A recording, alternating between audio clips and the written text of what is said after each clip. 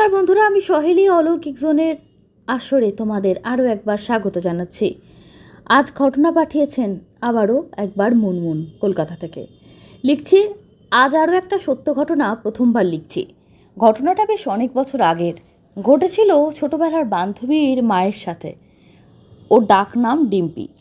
ডিম্পির বাবার transferable job ছিল, কাজের জায়গায় থাকতে হতো ওদের। তবে উইকেন্ডে বাড়ি আসতো যখন আমার সাথে কথা হতো। বাড়িটা আমাদের বাড়ির কাছেই ছিল।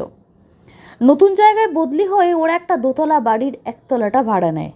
বাড়িওয়ালার দেওয়া লিফলেট দেখে ওরা যোগাযোগ করে, না হলে নতুন জায়গায় বাড়ি পাওয়া খুব মুশকিল। ওই বাড়িতে যেদিন ওরা প্রথম আসে সেদিন পাশের বাড়ির মহিলা অবাক হয়ে ওর মায়ের দিকে তাকিয়েছিল। মনে হচ্ছিল যেন কিছু একটা বলতে চায় কিন্তু বলতে পারছে না। প্রথম প্রথম ভালোই কাটছিল। বাড়ি অনুযায়ী ভাড়া বেশ কম। ওদের বেডরুম একপাশে একটা জানলা, ওপাশের দিকে বাড়িওয়ালার স্টোর রুম ছিল, তাই ওপাশের জানলাটি ওরা বন্ধই রাখত। ডিম্পি কদিনের জন্য মামার বাড়ি গেছিল, আর ওর বাবার নাইট শিফট ছিল। ওর মা নাইট ল্যাম্প জ্বালিয়ে ঘুমিয়ে পড়েছিল। হঠাৎ ওর মায়ের ঘুমটা পাতলা, তাই উনি পাশ ফিরতে গিয়ে নাইট ল্যাম্পের হালকা আলোয় দেখেন ড্রেসিং টেবিলের পাশে চুড়িদার পরা একটি মেয়ে দাঁড়িয়ে আছে। ওর মা তন্দাচ্ছন্ন অবস্থায় বুঝতে না পেরে বলেন, কে? ডিম্পি? ডিম্পি এলি? তারপর ওনার সম্বিত ফেরে। উনি ভাবেন ডিম্পি এত রাতে কোথা থেকে আসবে। উনি উঠে বসে ভালো করে দেখেন একটি মেয়ে করুণ দৃষ্টিতে অশ্রু ভেজা নয়নে ওনার দিকেই তাকিয়ে আছে। হালকা আলোয় হলেও দেখা যাচ্ছে ভীষণ ভয় পেয়ে যান উনি। কোনো রকমে ওপাশ ফিরে শুয়ে পড়েন। এরপর শুনতে পান পাশের ওই স্টোর রুম থেকে কান্নার আওয়াজ ভেসে আসছে। উনি ভয় পেলেও কৌতূহল দমিয়ে রাখতে না পেরে ওপাশের জানলাটি খুলে স্টোর রুমের হালকা আলোয় দেখেন স্টোর রুমে প্রচুর ফার্নিচার আর একটা সোফায় ওই মেয়েটা বসে আছে। তাড়াতাড়ি জানলাটি বন্ধ করে ঘরের লাইট জ্বালিয়ে শুয়ে পড়েন। তারপর সারা রাত আর ঘুম আসেনি। সকালে কাকু বাড়ি এলে উনি সবটা বলেন। পরে ডিম্পি এলে ওকেও সবটা বলে। তবে আশ্চর্যের কথা, তারপর আর কোনোদিন অনুভব করতে পারেনি কেউ। এর কিছুদিন পর রাস্তায় ওই পাশের বাড়ির মহিলার সাথে ডিম্পির মায়ের দেখা হয়। উনি যেচে এসেই বলেন ওই বাড়িটি ওনারা কেন ভাড়া নিয়েছেন, কেউ ওখানে থাকতে পারেনি। ওই বাড়িওয়ালা ভদ্রলোক ওনার ভাসুর হয়, তবে কোনো সম্পর্ক নেই। তখন ডিম্পির মায়ের কথায় গত রাতের কথা বলেন। উনি বললেন যে মেয়েটিকে দেখেছেন, সে ওনার ভাসুরের মেয়ে। ওই ঘরে আত্মহত্যা করেছে কয়েক বছর আগে। গতকাল ওর মৃত্যু দিবস ছিল। আসলে অনেক বছর আগে মেয়েটি খারাপ ছেলের পাল্লায় পড়ে, তাকে মন্দিরে গিয়ে বিয়ে করে, বাড়িও ফিরে আসে। ওনার ভাসুরে বিয়ে মানতে না চাইলে ওনার যা কোনো রকমে বুঝিয়ে টুঝিয়ে ভাসুরকে রাজি করান। ছেলেটি বস্তিতে থাকতো। মেয়েটা থাকতে পারবে না বলে বাড়ির একতলা মেয়ের পছন্দের ফার্নিচার দিয়ে সাজিয়ে দেন। ওখানেই দুজনে সংসার করে। ছেলেটিকে একটা ছোটোখাটো কাজেও লাগিয়ে দেন। ছেলেটি লেখাপড়াও তেমন জানতো না, কাজও তেমন ভালো পায়নি, কোনো রকমে চলছিল আর কি। কিছুদিন পর ছেলেটি আরও একটি সম্পর্কে জড়িয়ে পড়ে। এই মেয়েটিকে অত্যাচার করতে শুরু করে। মেয়েটি সব মুখ বন্ধ করে সহ্য করে। ওনার যা ভাসুর ছেলেটিকে বোঝায়, এমনকি পুলিশেরও হুমকি দেয়। এত কিছুদিন ঠিক থাকলেও পরিস্থিতি বদলায়নি। এরপর একদিন মেয়েটির বাবা মা কদিনের জন্য বাইরে গেছিলেন কাজের জন্য। ছেলেটি সেই সুযোগে চলে যায় যে মেয়েটির সঙ্গেও সম্পর্ক ছিল তার সাথে। মেয়েটি অনেক বুঝেও তাকে ধরে রাখতে পারে না। শেষ পর্যন্ত ওই মেয়েটি ওর চলে যাওয়া সহ্য করতে না পেরে আত্মহত্যা করে। বাড়ি ফিরে এসে ওর বাবা মা এই মর্মান্তিক ঘটনা দেখে। তারপর ওনার যা ভাসুর সব ফার্নিচার স্টোর রুমে রেখে একতলা ভাড়া দিয়ে দেওয়ার সিদ্ধান্ত নেন। কিন্তু অনেক ভাড়াটে এলেও তারা ভয় পেয়ে কিছুদিন পর ছেড়ে চলে যায়। উনি বলেন আসলে মেয়েটি গুছিয়ে সংসার করতে চেয়েছিল, তাই ওই ঘরের মায়া পছন্দের আসবাবপত্র ছেড়ে চলে যেতে পারেনি। তাই ওর মৃত্যু দিবসে ডিম্পির মা ওকে দেখতে পায়। মহিলা বলল প্রথম দিন ওই কথা বলার জন্য উনি মুখিয়েছিলেন, কিন্তু বলতে সুযোগ পাননি। ডিম্পির কাছে আমি ওই ঘটনাটি শুনেছি। ভালো লাগলে পড়ে শুনিও। থ্যাংক ইউ সো মাচ ঘটনাটা আমাদের সঙ্গে শেয়ার করার জন্য। এভাবেই আমাদের সঙ্গে থেকো। অলৌকিক জোনে অনেক বন্ধুরা অনেক ঘটনা পাঠায়। কিছুদিন আগে বালি স্টেশনের একটা ঘটনা শুনলাম। ট্রেনের ঘটনা অলৌকিক জোনে আগেও শুনেছি।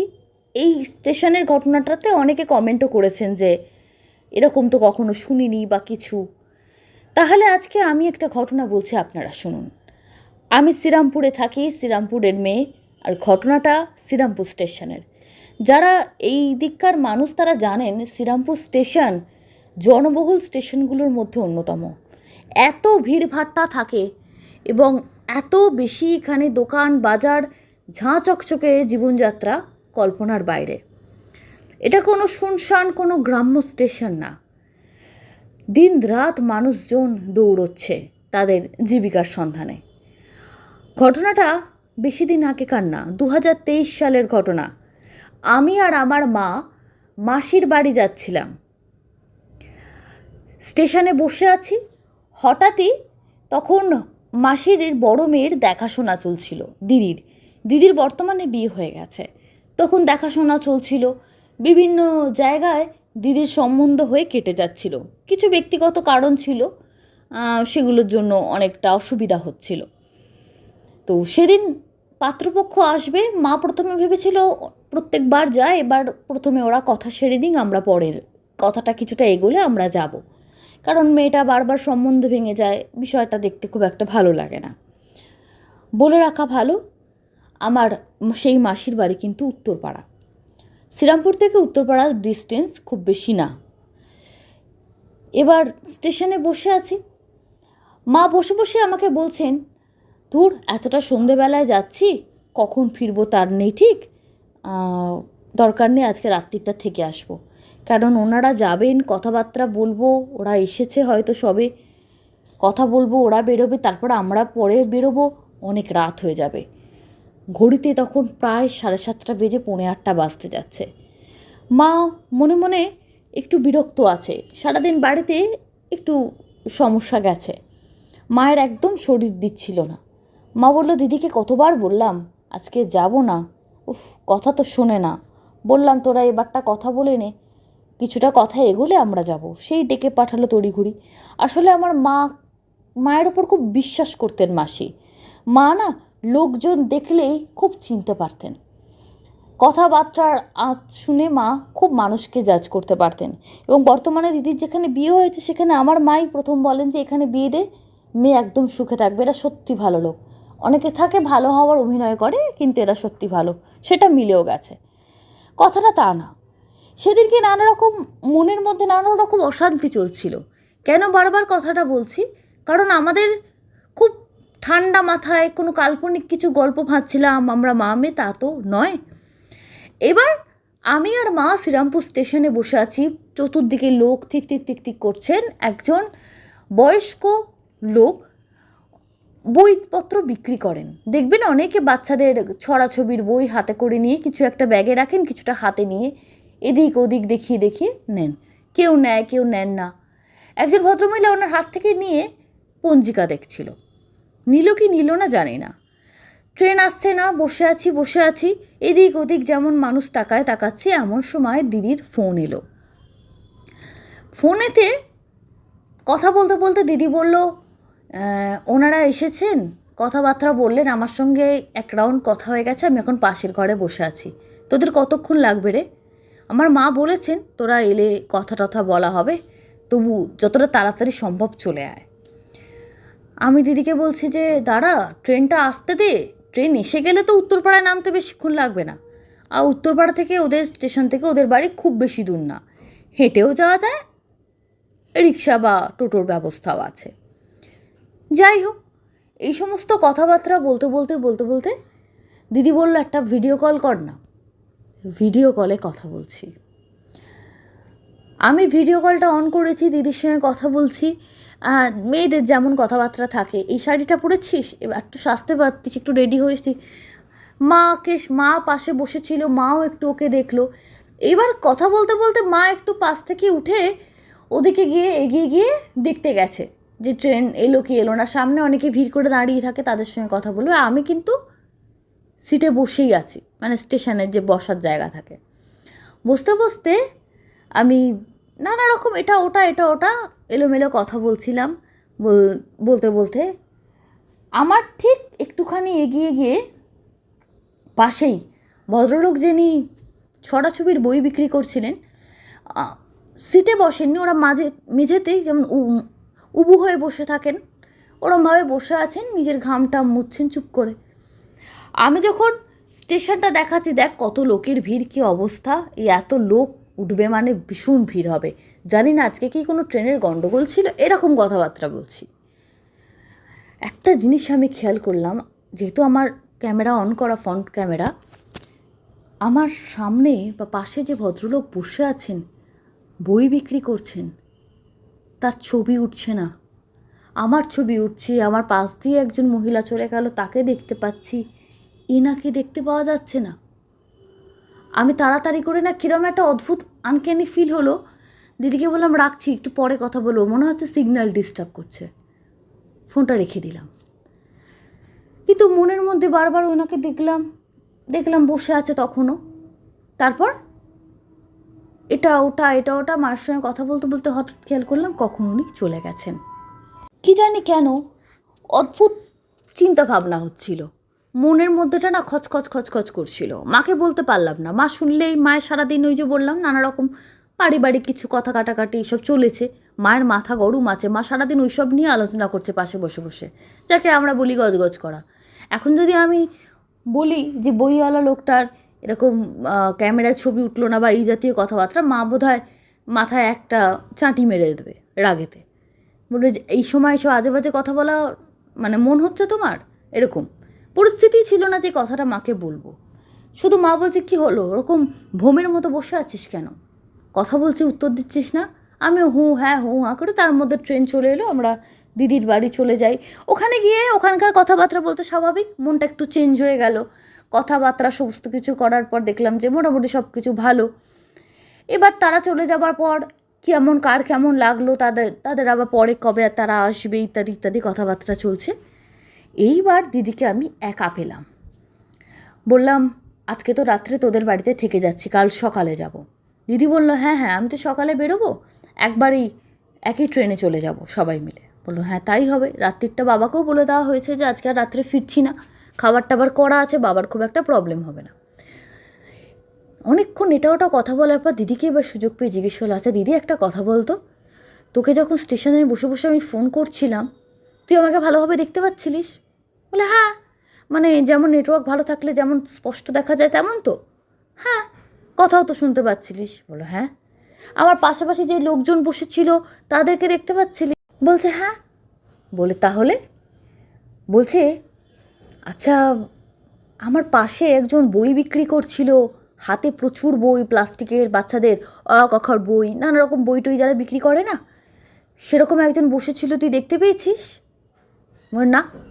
বলে আমার পাশটাতেই বসেছিল, মানে আমি যদি সিটে বসে আছি, পাশের লোকটা বেশ লম্বা চওড়া, উবু হয়ে বসে আছে, কিন্তু ভালোই দেখা যাওয়ার কথা, দেখিসনি?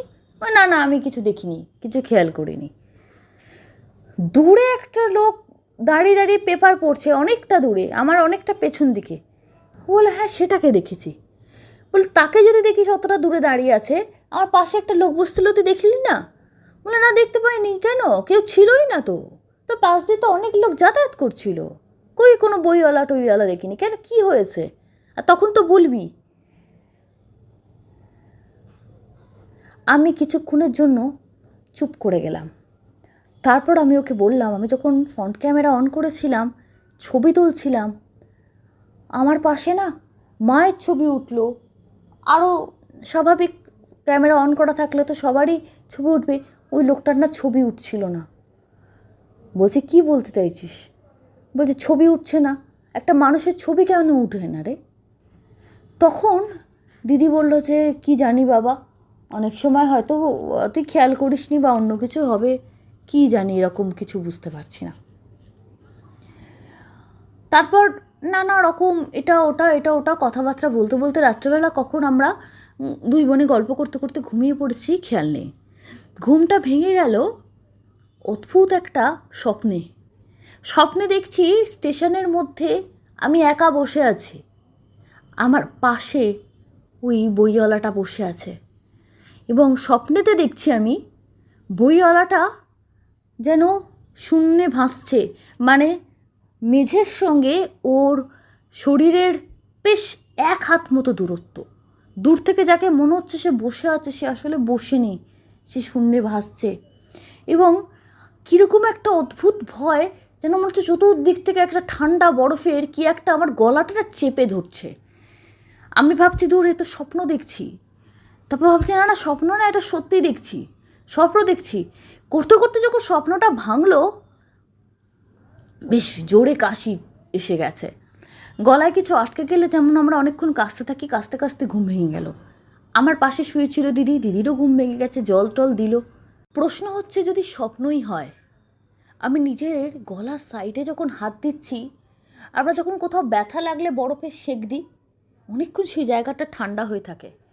আর আমি যে সময়কার কথা বলছি সেটা কিন্তু কোনো মানে প্রচণ্ড ঠান্ডা বা এরম কিছু না, বেশ গরম তখন, না ঠান্ডা না গরম, কিন্তু শীতের কোনো সিজন না। গলাটা বেশ ঠান্ডা হয়ে আছে দুটো সাইডে। দিদি আমার গলার সাইডে হাত দিয়ে বলল, কী রে এত ঠান্ডা কেন তোর গলার পাশটা? আমি ওকে পুরো স্বপ্নের কথাটা বললাম। ও বলল, হয়তো সায়েন্টিফিকলি এরকম ভয়ের স্বপ্ন বা ভূতের স্বপ্ন দেখলে হয়তো গলার পাশটা এরকম ঠান্ডা হয়ে থাকে, কি জানি, হতেও পারে এরকম কথা। তো কিছু আর বলতে পারলাম না, চুপচাপ ঘুমিয়ে পড়লাম।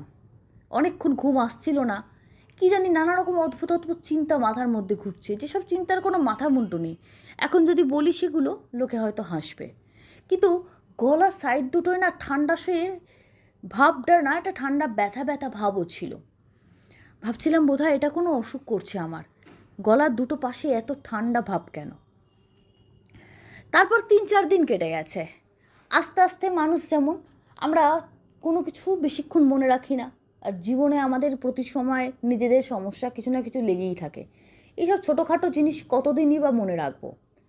কিন্তু অদ্ভুত বিষয়, সেদিনকে আবারও শ্রীরামপুর স্টেশনে বসে আছি, তখন আমি কলেজ যাব। পাশে একজন মহিলা, যদিও আমার কলেজের টাইমিং সেদিনকে প্রায় দুপুর 2টোর পরে ক্লাস ছিল, আমার কোনো তাড়া ছিল না, বসে আছি ফোনে বসে বসে গল্প করছিলাম আমার এক বান্ধবীর সঙ্গে। ফোনটা রেখেছি, পাশে একজন মহিলা, উনিও বসে বসে কিছু চ্যাট করছেন বা কিছু করছেন। এইভাবে করতে করতে এটা ওটা কথা বলতে বলতে, চিনি না, কেউ কাউকে চিনি না, অনেকগুলো কথা হয়ে গেল হঠাৎ আলাপে। আমি চট করে লোকের সঙ্গে মিশেও যেতে পারি। এটা ওটা কথা বলতে বলতে হঠাৎ করে উনি স্টলের দিকে, আমাদের শ্রীরামপুর স্টেশনে যারা যাতায়াত করেন জানেন, একটা বিশাল বড় স্টল আছে, সেখানে প্রচুর বইপত্র পাওয়া যায়, ম্যাগাজিন পাওয়া যায়। তো ওইসব দেখতে দেখতে ভদ্রমহিলা বললেন, বাবা এইসব বইপত্র কিন্তু আজকাল ভয় করে। আমি বললাম কেন? বলে, এই বিশ্বাস করবেন না, কদিন আগে আমি এখানে একটা ঘটনা দেখেছি, আমার নিজের চোখে, কেউ বললে বিশ্বাস করবে না। বলছেন কি দেখেছেন? বলছে, আমি না অনেক রাত্রেবেলা ফিরছিলাম অফিস থেকে, যেমন আমি ফিরি, সেদিনকে প্রচণ্ড বৃষ্টি হচ্ছিল। তখন আমি বললাম, হ্যাঁ হ্যাঁ এই তো কদিন আগের কথা। হ্যাঁ, চুপচাপ বসে আছি, স্টেশনে এসে এরমভাবে আমরা বসে থাকি না, এত বৃষ্টি পড়ছে যে ছাতায় জল আটকাবে না। আমি অপেক্ষা করছিলাম বৃষ্টিটা থামুক, তারপর বেরোবো। আমার সঙ্গে অনেকে অপেক্ষা করছিলেন। এমন সময় একজন বইওয়ালা হাতে প্লাস্টিকের বই বিক্রি করছেন, আমার পাশ দিয়ে চলে গেলেন। আমি বিশ্বাস করবেন না, নিজের চোখকে বিশ্বাস করতে পারছি না। বললাম, কি বলুন বলুন তো, আমিও তাহলে আপনাকে একটা কথা বলবো। না, আপনি বিশ্বাস নাও করতে পারেন। আরে বলুনই না। লোকটার আর খুব রোগা, সাদা জামা পরা, ফুল হাতা জামা, কালো ধূসর ধূসর রঙের প্যান্ট, কালো না ধূসর না, এরম একটা অদ্ভুত কালার। লোকটার না পা নেই, পায়ের নিচের যে প্যান্টের ওখানটা হাওয়ায় লটপট লটপট করতে, সেই অবস্থায় যেন মনে হলো লোকটা চোখের সামনে ভাসতে ভাসতে চলে গেল। আমি নিজেকে নিজে ভাবছি, আমি তো নেশা করি না, আমি তো পাগলও নই, এটা আমি কি দেখলাম? আমি সত্যি দেখলাম? আমি অবাক হয়ে দেখলাম, চতুর্দিকে আমার পাশাপাশি লোকেদের দেখলাম যে যার নিজের মতন আছে, কেউ কিছুই দেখেনি, প্রত্যেকে স্বাভাবিক। শুধু বৃষ্টি নিয়েই লোকে চিন্তা করছে, সেসব নিয়ে কথা বলছে।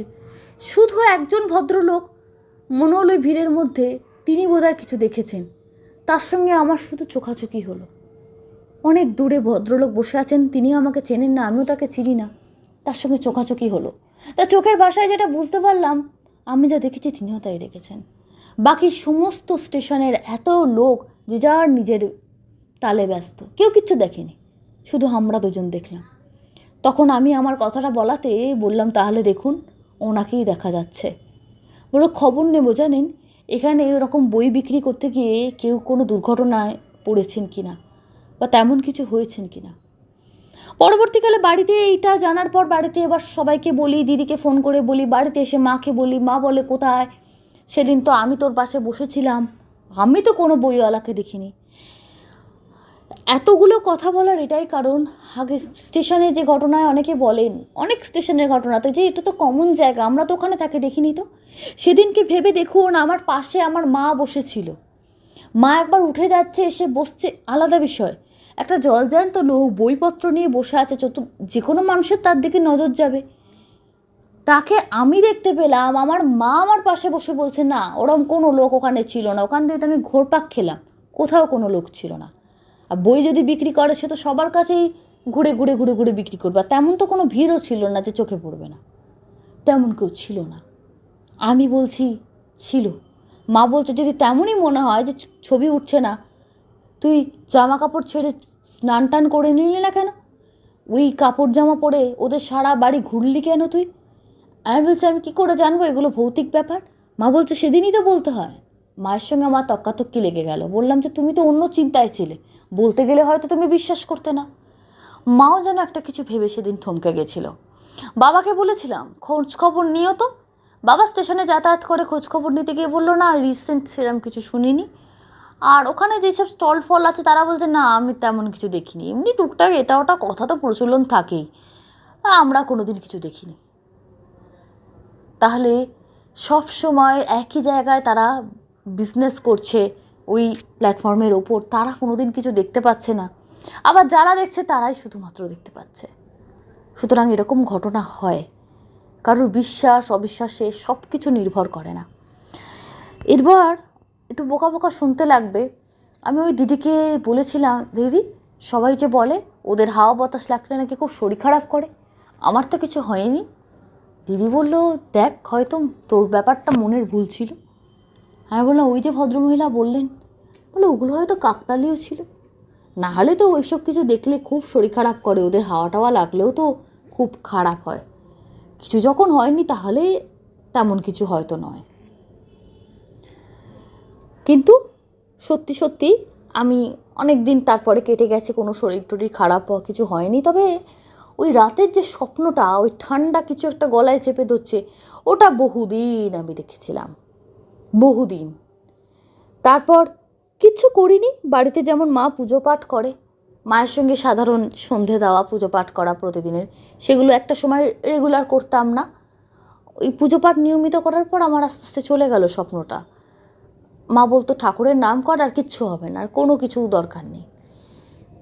ও ওরকম রাস্তাঘাটে চলতে ফিরতে গেলে অনেক কিছু মানুষের চোখে পড়ে, অত ভাবতে গেলে চলে না।